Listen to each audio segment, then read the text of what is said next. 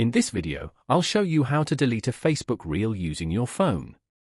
If you have posted a reel and want to remove it from your account, you can do it in just a few steps. First, open the Facebook app on your phone and make sure you are logged into your account. Once the app opens, tap on your profile picture or your name to go to your profile page.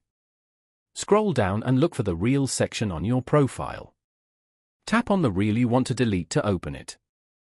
When the reel starts playing, look for the three dots on the screen and tap on them to open more options. A menu will appear with several actions you can take. From this menu, tap the Delete option.